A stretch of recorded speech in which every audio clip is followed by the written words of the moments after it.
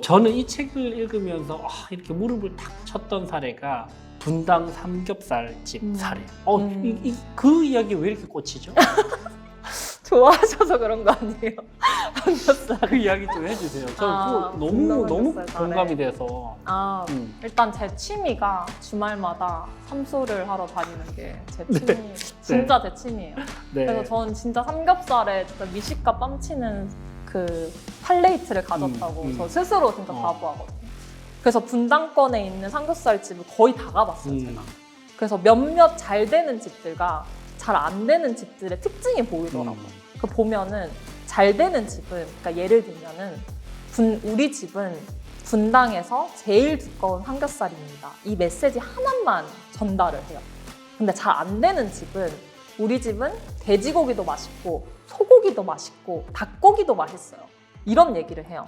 그럼 나는 돼지고기를 먹고 싶어서 삼겹살 집을 찾는 사람 입장에서는 후자의 얘기를 하는 사람은 첫 번째로 거르는 집이 되는 거죠.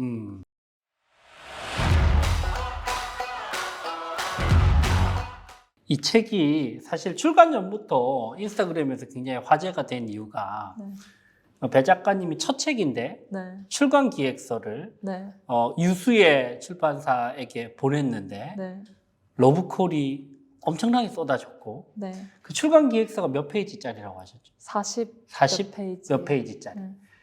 그리고 나서 메이저인 다산북스와 첫 책을 계약을 체결했고 첫 책부터 이제 굉장히 잘 됐는데, 그래서 배 작가님이 어떻게 팔리는 글쓰기를 출간하기 위해서, 무기가 되는 글쓰기를 출간하기 위해서 출판사를 설득시켰는지도 구독자분들이 궁금해할 것 같아요. 그래서 배 작가님이 허락을 해주신다면 저희 구독자분들께 그 출간 제안서를 좀 제공을 해주실 수 있을까? 그럼요. 이렇게 쿨하게. 그럼요.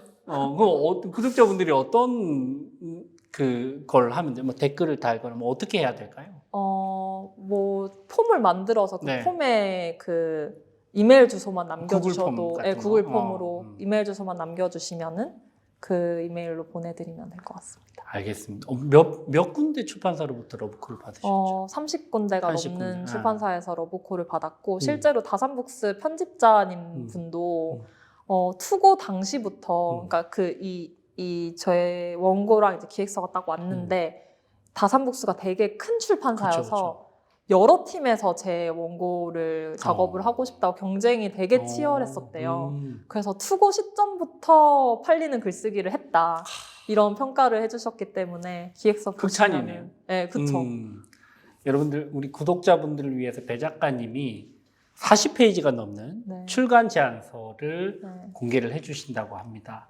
여러분들 댓글에 저희가 구글 폼을 만들어 둘 테니까 여러분들 배 작가님의 노하우가 담긴 실제로 팔렸던 그 글쓰기의 비법 제안서를 한번 여러분들도 참고해 보시면 좋을 것 같습니다. 네, 안녕하세요. 협상가 류지연 변호사입니다. 오늘은 아주 요즘 핫하신 분을 모셨습니다. 최근에 거의 한 달도 안 됐죠. 네, 그렇죠. 최근에 발간된 책인데요. 무기가 되는 글쓰기라는 그 글쓰기와 관련돼서 어떻게 하면 팔리는 글을 쓸 수 있을까에 대한 주제로 글을 쓰셔서 출간하셨는데, 출간 한 달 만에 지금 오늘 보니까 예스24 경영경제 부분 탑20 2주 연속 지금 랭크되어 있더라고요. 배 작가님 반갑습니다. 반갑습니다. 네, 자기 소개 좀 간단하게 부탁드릴게요. 안녕하세요. 저는 글쓰기를 억대 매출을 만드는 작가 배 작가입니다. 제가 글에 참 빚을 많이 진 사람이기도 한데요. 제가 지난 7년 직장 생활 동안 연봉이 8배가 올랐는데 그 핵심 비밀 바로 글쓰기에 있고요. 또 회사를 풀타임으로 다니면서 부업을 짬짬이 했어요. 그 부업이 글쓰기 부업이었고 그 부업으로도 영원에서 6억까지 스스로 만들어 본 경험이 있어요.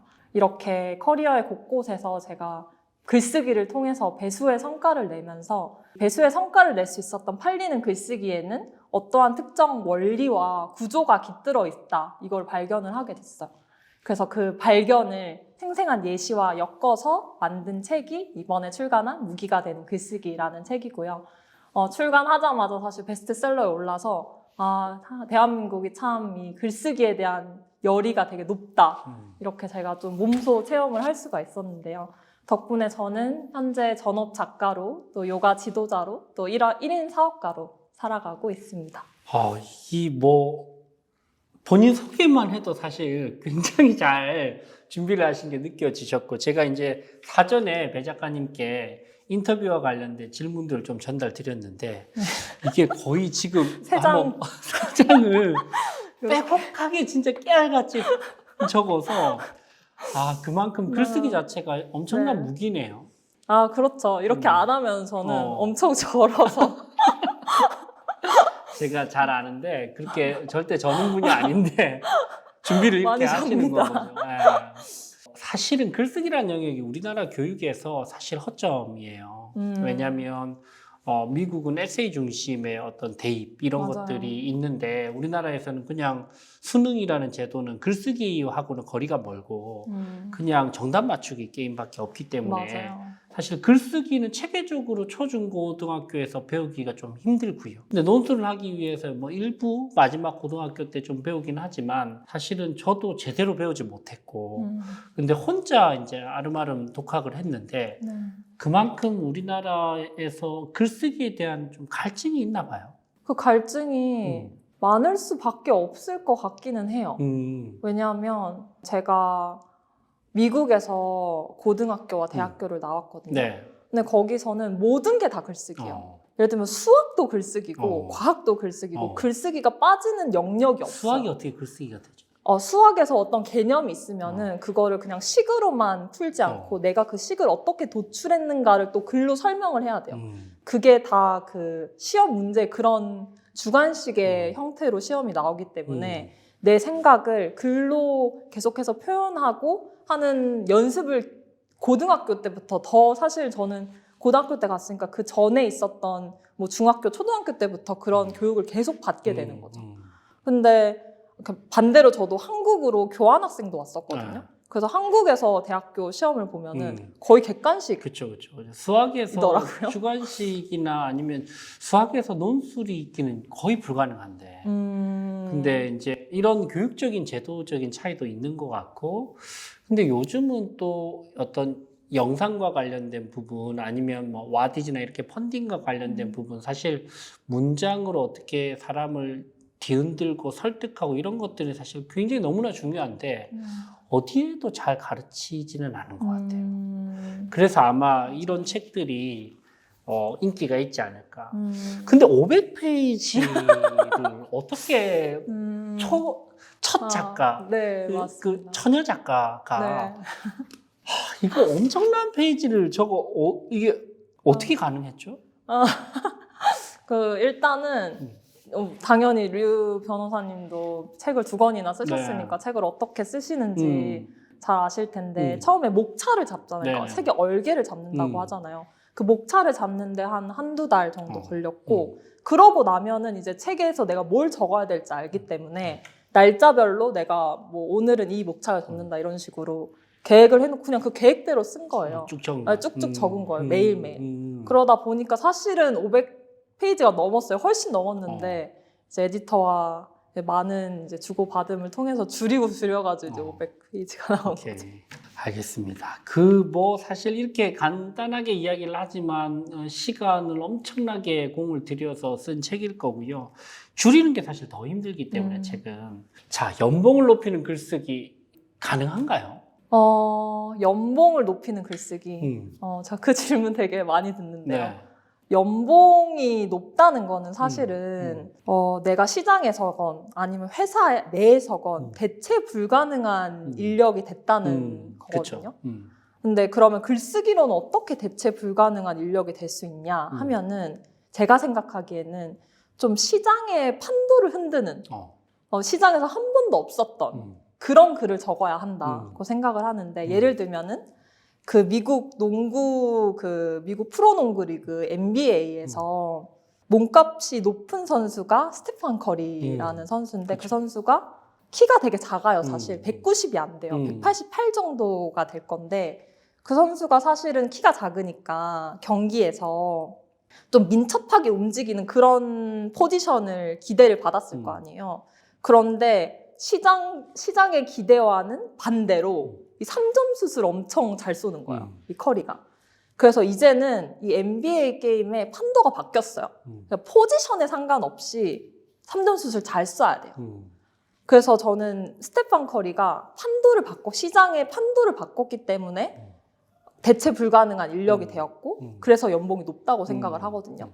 그럼 그래서는 그걸 어떻게 하냐 하면은 저 같은 경우는 5, 6년 전의 얘기인데 스타트업 제가 다니고 있었고 채용 페이지를 썼어야 됐어요. 그러니까 스타트업에 다니면 사실 여러 가지 일을 하는데 그중 하나가 이제 채용 페이지였는데 보통 사람들이 채용 페이지를 쓰면은 다른 회사들이 어떻게 썼나를 봐요. 그러고 되게 엇비슷하게 써요. 그러니까 뭐 회사 소개를 쓰고 R&R 쓰고 그리고 뭐 회사에 들어오면 어떤 점이 좋다 뭐 이런 식으로 쓰는데 저는 이것을 아예 다 배제를 하고 일단 내가 글을 쓸 때 내 글을 보는 독자가 당연히 지원자도 있지만 비단 지원자만이 아니라 업계 전체가 나를 주목하고 있다. 내 글을 주목하고 있다. 고 생각하고 썼어요. 실제로는 그렇지 않았죠. 그래서 실제로 업계가 주목하는 글이 나왔는데 그 글이 어떤 글이냐면 보통 채용글을 쓰면 우리가 뭐 이렇게 전형적으로 생각하는 그 틀에서 완전 벗어나서 저희 회사가 11시 반까지 출근이었는데 사람들이 늦는 거예요. 지각을 하는 거예요. 그러니까 너무 싫은 거예요, 그게. 그래서 지각을 1분이라도 하면은 10,000원씩 걷어서 기부를 하는 프로젝트를 했어요.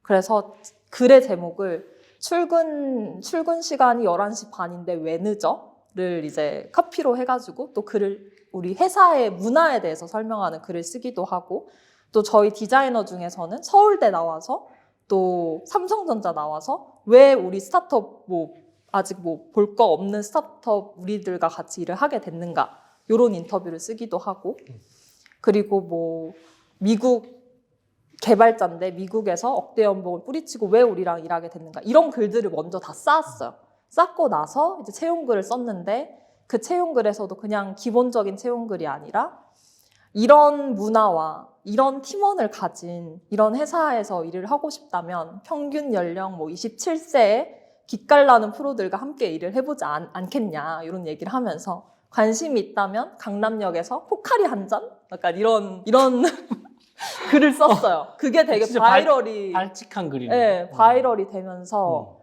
그 채용 글 중에서는 이제 다음 메인에 올라가기도 하고 해서 실제로 그 채용 글을 보고 다른 스타트업 대표님들이 저한테 페이스북 DM으로 와서 이 채용 글을 쓴 너를 채용을 하고 싶다. 한번 얘기를 할 수 없냐. 이런 메일을 되게 많이 받았었어요. 그래서 이직을 했어요? 그러진 않았죠. 제가 채용을 하고 있는 포지션이었기 때문에 그러진 않았지만 어쨌든 다른 회사에서 저를 많이 원하면 수요가 높기 때문에 그쵸. 제 몸값은 당연히 올라갈 수밖에 없는 거죠. 오케이. 근데 보통 이제 글을 쓸 때 뭐 일반적으로 본인이 이제 생각하는 그런 평이한 글들을 조금 더 많이 쓰는데 그럼에도 불구하고 본인이 약간 기획을 해서 기깔나는 글을 쓰겠다 그리고 판도를 뒤흔드는 글을 쓰겠다 거기에는 좀 약간 기획 능력이 좀 필요한 것 같아요. 비단 이제 글 쓰는 그런 스킬들뿐만 아니고 내가 네 단계로 글을 미리 쌓고 그리고 이런 글을 이런 식으로 이제 탁 터뜨렸을 때 이런 반응이 올 것이다라는 것을 좀 이미지로 그리고 그리고 나서 본인이 이제 글을 쓰시기 시작한 거잖아요. 맞아요. 그 과정을 들어보니까 마치 영화를 만들듯이 미리 전부 다 밑에 스케치를 하고 자막 처리를 전부 다 떠올리고 기승전을 만든 다음에 결을 이렇게 탁 터뜨리면 관객들이 혹 할 것이다라는 그런 어떤 그 비전 아니면 이미지가 좀 머릿속에 잡히는 것 같은데 글 쓰는 방식이 그렇게 지금 좀 다른 것 같은데. 너무 잘 보셨어요. 네. 역시. 그래서 제가 이 책에서도 계속 강조하는 게 ABCD 구조예요. 그래서 어떤 말씀하신 것처럼 구조의 상을 그리고 시작해야 돼요. 그러니까 저는 판을 깔고 시작한다고 얘기를 하는데 그 판을 깔지 않고 그냥 무작정 글을 많이 적어요. 그러니까 이 글이 지지부진하고 안 터지는 거예요. 그 터지는 글에는 말씀하신 것처럼 그런 되게 치열한 기획단이 다 깃들어져 있는 것 같아요. 그래서 이 책에서도 말하지만 어떤 글을 적기 전에 내가 어떠한 선명한 청사진을 가지고 있어야 된다. 근데 선명한 청사진 하면 사실 어디서부터 시작을 해야 될지 모르겠잖아요. 그래서 제가 이 책 안에 ABCD 구조라는 게 있다. 그래서 그 구조를 먼저 그려주는 작업을 하게 되죠. 그러면 이제 자연스럽게 우리 ABCD 구조에 대해서 이야기가 되겠네요. 그래서 이 ABCD를 끊임없이 이 책에서 맞아요. 반복하면서 네. 여러 가지 예를 들어서 네. 독자들을 세뇌시키고 네. 있더라고요. ABCD를 한번 좀 설명을 해주시죠. 일단 ABCD 구조는 쉽게 말해서 내가 글을 쓸 때, 특히 온라인상에서 판매를 하는 글을 쓸 때 단순히 내가 글을 쓰는 사람으로서 글을 쓰는 게 아니고 판매를 하는 사람으로서 글을 쓰는 게 아니고 어떤 상황에서는 기획자의 관점에서, 어떤 상황에서는 크리에이터의 관점, 어떤 상황에서는 마케터, 어떤 상황에서는 운영자의 관점으로 적어야 된다는 거예요. 근데 그게 어떤 말인지 잘 이해하려고 하면 사실 이전에 고객이 온라인에서 어떻게 구매를 하게 되는가, 그 고객의 구매 여정에 대한 이해도가 있어야 돼요. 이 이해도가 없으면 이 구조도 사실 다 쓸모가 없는 얘기가 될 수 있기 때문에 간단하게 설명을 드리면 고객이 사실 광고를 보면 이 상세 페이지로 들어가게 되잖아요. 그리고 내용을 읽고 바로 살 것 같지만 사실 고객의 구매는 그렇게 간단하게 일어나지가 않아요. 그러니까 광고를 보고 이 제품에 대해서 인지를 해요. 그리고 내가 관심이 있어서 그 상세 페이지에 들어가서 글을 읽고는 금방 이탈해버려요. 그러니까 다른 일에 시선을 다시 뺏기고 다시 내 일상으로 돌아가는 거죠. 그래서 리타겟팅 광고라는 걸 해요. 그래서 내가 뭐 어떤 거 검색하거나 어떤 페이지 들어가면 그 관련된 광고가 따라다니는 게 이제 리타겟팅 광고라고 하는데 그 광고를 보고 또 들어가요. 이번에는 조금 밀도 있게 살펴봐요. 막 후기도 보고 좀 꼼꼼하게 상세 페이지도 보고 그리고 또 까먹어요. 또 이탈하고 다른 거 보고 하다가 마지막에 이제 또 리타겟팅 광고를 했을 때 그제서야 이게 그렇게 유명한 거야? 이렇게 하면서 구매를 한다는 거죠. 그래서 우리가 생각하는 것보다 그 구매의 여정이 되게 길기 때문에 그 긴 호흡에서 글이 여러 번 꽂혀야 돼요. 그러니까 똑같은 광고 메시지를 계속 꽂을 수는 없잖아요. 그러니까 광고에 다른 메시지를 계속 꼽는 건 이제 마케터의 시선으로 꽂아줘야 되는 거고, 들어가서 봤을 때 그 상세 페이지는 이제 크리에이터의 관점에서 글을 꽂아줘야 되는 거고, 그들이 구매를 하고 끝나는 게 아니죠. 그 구매 사이클이 끝이 아니라 재구매를 할 수 있도록 좀 알뜰살뜰 이렇게 챙기는 그 운영자의 시선으로도 글이 계속 꽂혀야 되는 거예요. 그래서 이 고객이 구매하기까지 그 여정, 그 다음에 ABCD 구조에 대한 선명한 청사진을 그리고 글을 써야 된다. 이게 바로 제가 말하고자 하는 ABCD 구조예요. 조금 굉장히 새로운 관점이긴 하네요. 그래요? 저한테는 이게 너무 당연한 관점이어서. 근데 어디서 이건 본인 경험? 제 경험이죠. 경험으로. 그러니까 철저히 상업적으로 팔리는 글을 쓰기 위한 수많은 경험과 고민을 해서 이 구조가 나오는 거네요. 일단 먼저 기획을 먼저 하고 네.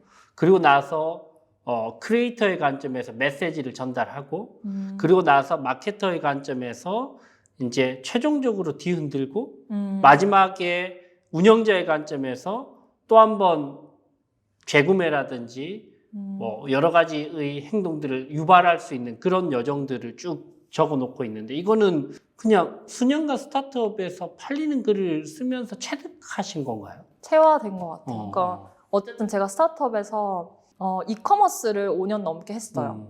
그러다 보니까 이커머스가 잘 몰랐는데 나와서 보고 보니까 이게 이커머스가 정말 최전선에 있는 마케팅의 최전선에 있는 시장이다라는 게 그쵸. 그려지더라고요. 그러니까 출판업계는 이커머스가 다 하고 나면은 그 뒤에 한 2, 3단계 뒤에 있는 마케팅을 하더라고요. 좀 늦어요. 근데 이커머스는 정말 빨리 최전선에 있는 마케팅을 하기 때문에 그걸 계속 이제 따라오다 보니까, 그리고 저는 그 과정에서도 글쓰기를 되게 중요하게 어쨌든 개인적으로 생각하는 사람 중에 하나여서 계속 이렇게 엮어서 생각이 됐던 것 같아요. 근데 일단 첫 문장부터 어렵잖아요. 이거 뭐 이게 ABCD 다 좋은데 보통 이제 손을 못 대거든요. 그런 분들에게 좀 조언을 맞아요. 해주신다. 일단 첫 문장이 어려운 두 가지 이유가 있어요. 첫 번째는 쓸 주제가 있어요. 그리고 쓸 주제에 대한 내 생각이 있어야 돼요. 그 두 개는 다른 거거든요. 근데 이 두 개가 다르다고 생각하지 않아요.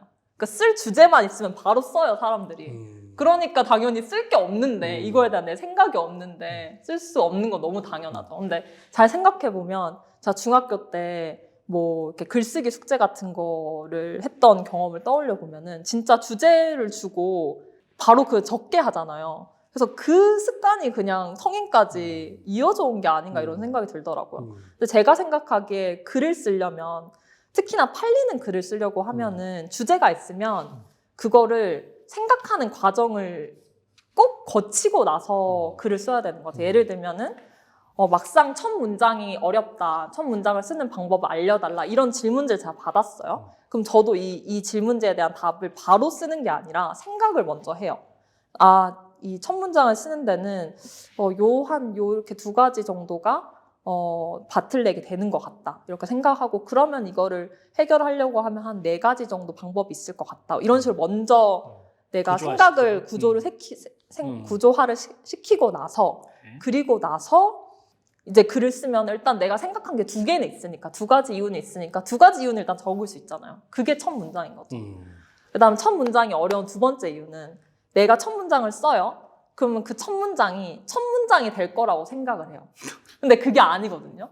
그러니까 말은 그래요. 말은 내가 뱉으면은 내가 뱉은 첫 문장이 첫 문장인데, 글은 내가 이렇게 다 써놓고 재구조를 할 수가 있어요. 그렇죠. 그래서 나중에 첫 문장을 내가 썼던 글 중에서 뽑아서 위로 올릴 수도 있거든요. 그 가능성을 좀 염두에 두면은 막연한 그 첫 문장에 대한 두려움, 부담감, 이런 걸 좀 덜 수 있지 않을까, 이런 생각이 듭니다.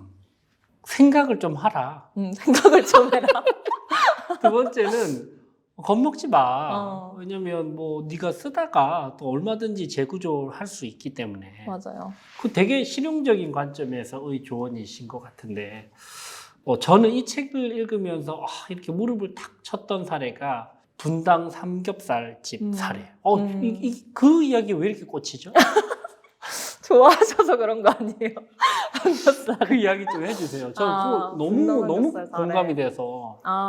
일단 제 취미가 주말마다 삼소를 하러 다니는 게 제 취미, 진짜 제 취미예요. 네. 그래서 저는 진짜 삼겹살에 진짜 미식가 뺨치는 그 팔레이트를 가졌다고 저 스스로 진짜 자부하거든요. 그래서 분당권에 있는 삼겹살 집을 거의 다 가봤어요, 제가. 그래서 몇몇 잘 되는 집들과 잘 안 되는 집들의 특징이 보이더라고요. 그 보면은 잘 되는 집은, 그러니까 예를 들면은 우리 집은 분당에서 제일 두꺼운 삼겹살입니다, 이 메시지 하나만 전달을 해요. 근데 잘 안 되는 집은, 우리 집은 돼지고기도 맛있고 소고기도 맛있고 닭고기도 맛있어요, 이런 얘기를 해요. 그럼 나는 돼지고기를 먹고 싶어서 삼겹살 집을 찾는 사람 입장에서는 후자의 얘기를 하는 사람은 첫 번째로 거르는 집이 되는 거죠. 그래서 이게 사실 글의 논리랑도 연결이 되거든요. 상세 페이지에서 이제 좀 논리적인 상세 페이지를 적고 싶다, 논리적인 글을 적고 싶다, 이런 얘기를 많이 하시는데 좀 어려워하잖아요. 어려워할 게 없는 게, 일단 내가 메시지 하나 적으면은 그 하나만 주구장창 얘기를 하면 돼요. 근데 사실 이게 좀 어렵죠. 내 제품은 사실은 A도 좋고 B도 좋고 C도 좋고 이 얘기를 다 하고 싶으니까. 그런데 논리 있는 글이라는 거는 내가 판매자 입장에서 팔 수 있는 걸 다 파는 게 아니라 내가 팔아야 하는 것만 파는 거예요. 그래서 내가 A, B, C, D 다 잘하지만 A를 얘기하기 위해서 B랑 C에 대한 볼륨을 의도적으로 낮추는 거죠. 그러면 저는 논리가 성립이 된다고 더 생각을 돋보이게 하거든요. 만들려고. 그렇죠. 근데 왜 사람들은 그렇게 잘 못할까요? 욕심이 많아서. 욕심이 많아서? 아니면 A에 대한 확신이 없어서? 그럴 수도 있죠. 그럴 수도 있고. 예를 들면 김밥 천국이면 아무것도 자신이 없으니까 다 깔잖아요. 맞아요. 근데 하동가는 그냥 맞아요. 곰탕이 하면 끝인데, 맞아요. 이제 그거의 결정적인 장점은 하동가는 곰탕에 대한 어떤 자신감이 있고 김밥 천국은 그냥 다 고만고만하니까. 맞아요. 근데 문제는 많은 경우에 있어서 본인이 결국 그렇게 하동관처럼 팔리는 곰탕을 압도적으로 만들려면 굉장히 많은 시간을, 노력을 기울여야 되는데, 그 A에 그 기울이기도 전에 B, C, D를 기웃거리면 사실 그게 이제 맹점에 빠지는 것 같아요. 맞아요. 맞아요. 그러니까 어쨌든 내가 압도적인 무엇인가를 쌓고 팔리게 만들려면 격차를 만들어내야 되는데 그걸 만들어내기도 전에 또 딴 것들을 계속 공략을 하면 결국 A도 아니고 B도 아니고 C도 아니고 D도 아닌 게임이 되지 않나라는 맞습니다. 생각이 듭니다. 요즘 이 책이 네. 많은 언급이 되고 있고 잘 팔리고 네. 또 뭐 초판 작가가 4,000부를 찍어서 그냥 다 팔아버리고 이게 이 반응들이 좀 네. 신기하고 재밌을 것 같은데 네. 얼떨음하죠. 얼떨결하죠. 근데 여러분들 이 책이 사실 너무 잘 읽힙니다. 그래서 처음에 전 받아봤을 때 생각보다 되게 두껍네. 근데 읽어봤더니 생각보다 되게 잘 읽히네. 그리고 왜 이렇게 구체적이지? 약간 미국 책을 보는 느낌이 많이 들었어요. 미국 책들은 완전 사례 중심적으로 그쵸. 이야기를 풀어나가고 예를 들면 협상책도 미국 책들은 원칙에 대해서 이야기를 아주 간결하게 한 다음에 그 예를 들면 스튜어트 다이몬드 교수의 어떻게 원하는 것을 얻는가라는 책이다. 그러면 구체적인 그분의 제자 이름들이 다 들어가 있거든요. 그게 좀 생동감이 누구 뭐 예를 들면 와튼 스쿨에서 언제 졸업했던 누구다라고 하면 일단 믿게 되니까. 근데 이 책 자체가 좀 그런 편인 것 같아요. 다른 한국 책에 비해서는 네네. 훨씬 더 구체적인 케이스들이 많이 담겨 있어서 네. 그래서 더 설득력이 있지 않나 라는 생각이 들고 제일 글쓰기와 관련돼서 제일 많은 질문을 받는 부분이 어떤 거예요? 막상 글을 써도 이게 내 가치를 올리는데 연결이 잘 안 된다. 왜 그럴까요? 그게 두 가지 케이스가 있는데 한 가지 케이스는 일단 글을 많이 안 적어서 몇 개 적어보고 이걸로는 안 터지네 라고 생각하는 경우가 있고 또 글을 많이 적는데 그 독자가 난 거예요. 자신인 거예요. 일기에 가까운 그런 글을 쓰고 또 주제가 명확하지 않고 이 주제 썼다가 저 주제 썼다가 이렇게 하면 이제 중구난방식으로 뭔가 한 구심점으로 모이는 그런 글쓰기를 할 수가 없는 거죠. 그런 경우에 이제 가치로 전환이 안 되는 경우도 있다고 저는 보는데 근데 어쨌든 저는 글쓰기가 아까 얘기하신 것처럼 탄탄하게 기획이 먼저 뒷받침되고 나서 써야 된다고 말씀을 드렸잖아요. 근데 글을 쓸 때도 글이 뭔가 굵직한 뭔가 하나가 터지는 게 아니라 굵직한 글 하나가 있으면 이 글을 여러 개의 글이 받쳐져가지고 글이 터지는 거거든요. 예를 들면은 제가 화장품을 판매하는 상세 페이지가 출시하자마자 한 하루 만에 억대 매출이 나고 해서 이 업계에서 되게 회자가 됐을 때가 있었어요. 그때 사람들이 제가 상세 페이지 하나 잘 적어서 이게 터진 줄 아는데 사실 아니에요. 그냥 그 전에 제가 그런 채용 페이지를 포함해서 마케팅에 대한 글이라던가 그 글을 페이스북에 계속 쌓았어요. 그래서 제가 글을 올리면은 제 글을 볼 만한 오디언스가 충분히 쌓여져 있는 상황이었어요. 그 상황에서 이제 뭐 상세 페이지도 잘 적었겠죠? 적고 이 상세 페이지 안에도 어쨌든 화장품을 판매하는 상세 페이지니까 우리가 왜 항상 평소에 화장을 하고 다녀야 돼? 라는 그런 의문을 가진 에세이 형식의 또 글이 또 하나 또 녹여져 있었어요. 거기서 또 클릭을 하면 또 그 브런치 글로 연결이 되는데 뭐 그런 글을 또 포함해서 제가 이 펀딩을 이제 런칭하자마자 억대 매출이 났고 우리가 뭐 샘플을 만들어서 보내고 이런 과정들을 또 계속 업데이트를 하면서 글을 계속 썼죠. 그럼 계속 소통을 했는데 그러니까 그런 글들의 작은 화살들이 이렇게 모여서 하나의 이제 가치로 쌓아진 케이스인 거거든요. 글 하나를 잘 적어서 터지는 건 아닌 거예요. 오케이. 네.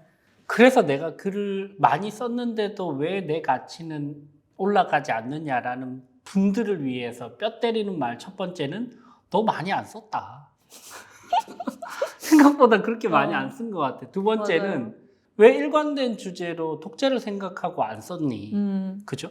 그러니까 나만의 일기를 쓴 것도 문제지만 이거 썼다가 저거 쓰는 것도 문제인데 지금 쭉 계속 들어보니까 반복적인 메시지는 하나의 터지는 글을 쓰기 위해서는 처음부터 기획 단계부터 잘 구성을 해서 쌓아 나가서 어느 순간에 자연스럽게 폭발할 수 있는 구조를 만들어야 된다.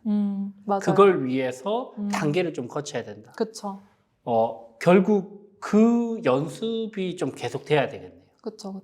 그러면 일상에서 예를 들면 꼭 배 작가님께서 팔리는 글을 위해서 뭐 와디즈 펀딩이라든지 아니면 마케팅 페이지라든지 이런 거 아니라도 일상에서 글을 네. 좀 의미 있게 꾸준히 쓰고 싶어하는 분들을 위한 어떤 글쓰기 습관, 조언, 글 쓰는 시간, 글 쓰는 방식, 뭐 어떤 게 있을까요?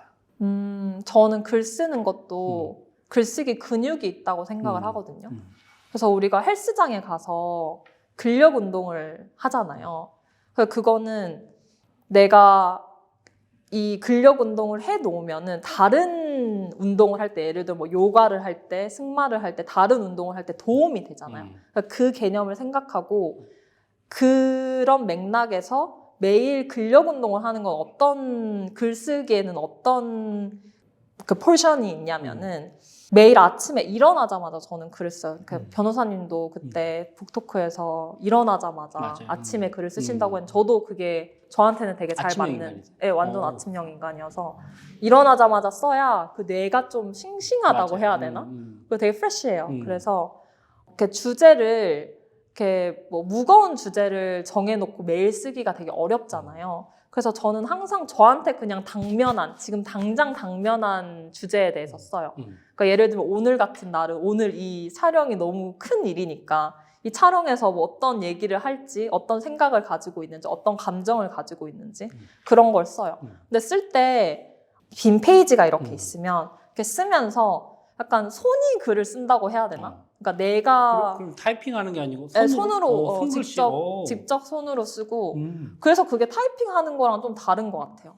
그래서 쓰면서 내가 글을 쓴다기보다 이렇게 뭔가 손에도 다른 자아가 있어서 손이 글을 쓰고 제가 그걸 약간 지켜보는 식으로 써요. 아침에.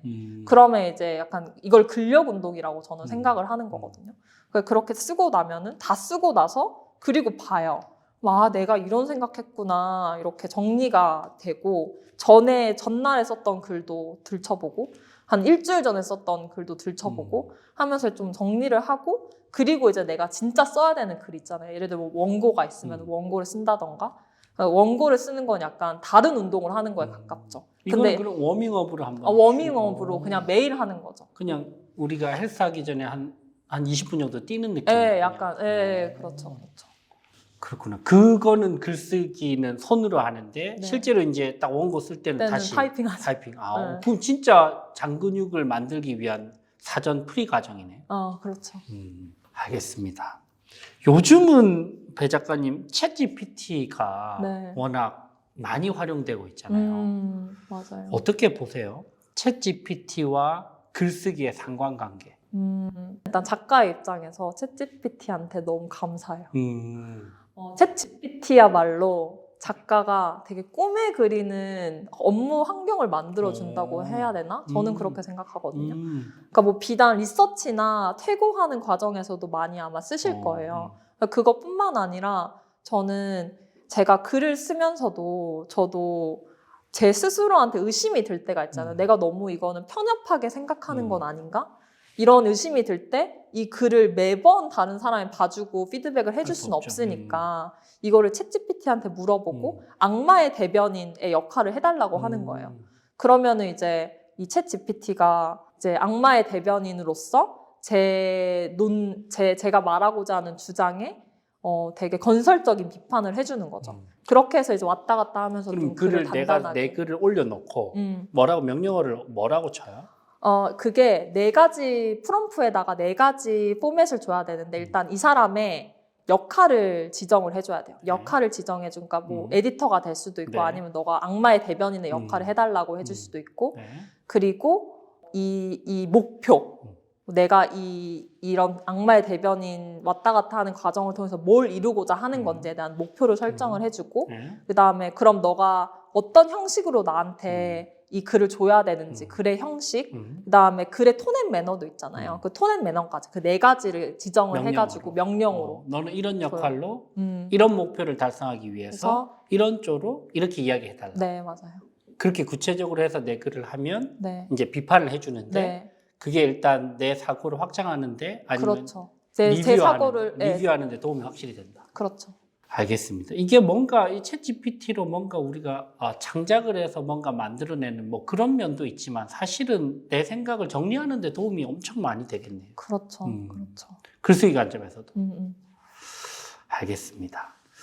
오늘 배 작가님을 모시고 무기가 되는 글쓰기, 여러분들도 한번 무기가 되는 글쓰기 한번 읽어보시고 여러분들의 일상에도 적용을 할 수 있는 부분들이 굉장히 많을 것 같은데, 결국 우리가 자본주의 사회에서 살아가면서 나의 몸값을 올리고 또 우리 기업이 팔고 싶은 것들을 어떻게 매력적으로 설득할 것인가 관점에서 글쓰기가 너무 중요한 것 같고요. 근데 혹시 글쓰기 수업 같은 건 없어요? 아, 있죠. 클래스 101. 있어요? 네. 찍어 두신 게 있어요? 네네. 뭐라고 검색하면 돼요? 클래스 101에서 배작가 치시면 배작가. 평생 소장하실 수 있는 글쓰기 클래스가 있습니다. 몇 강짜리인가요? 3시간짜리 3시간짜리. 강의요. 네네. 5챕터로 이루어져 거기에 있고. 모든 게 다 다 들어있습니다. 아시겠죠? 네. 네, 알겠습니다. 마지막으로 저희 구독자분들께 네. 한마디 좀 해주시죠. 일단 그 인문학 바람이 한참 불 때가 있었어요. 너도 나도 인문학 책을 읽고 인문학 콘서트에 가던. 그래서 저는 요즘에 이게 글쓰기의 시대가 아닌가. 너도 나도 글쓰기의 관심도가 되게 높다는 걸 저 요즘에 몸소 진짜 체험을 하고 있거든요. 근데 여기서 저희가 경계할 것이 뭔가를 생각해 봤을 때 뭔가 글쓰기 하면은 뭐 연봉, 높은 연봉, 글쓰기 하면은 높은 매출, 이거는 되게 표면적인 얘기잖아요, 사실. 그래서 되게 직선적으로 뭔가 인간관계를 이렇게 그리는 것을 좀 우리가 경계해야 되지 않나 이런 생각이 들면서 사실 글쓰기가 연봉에 닿기까지 어떠한 원리와 어떠한 구조가 놓여 있는가를 봐야 되고, 글쓰기가 매출에 닿기까지 또 어떠한 원리와 구조가 놓여 있는지 그 본질을 우리가 볼 수 있었으면 좋겠다는 생각이 들고요. 글쓰기를 어쨌든 많은 사람들이 도구로 사용을 하고 있는데 이게 무기로 활용을 하려고 하면은 어떻게 해야 되나, 그게 자세하게 궁금하신 분들은 제 책 무기가 되는 글쓰기로 한번 찬찬히 살펴보셔도 좋을 것 같습니다. 오늘 시간 내주신 요즘 너무 바쁘신 배 작가님께 감사의 말씀드립니다. 감사합니다. 감사합니다. 네.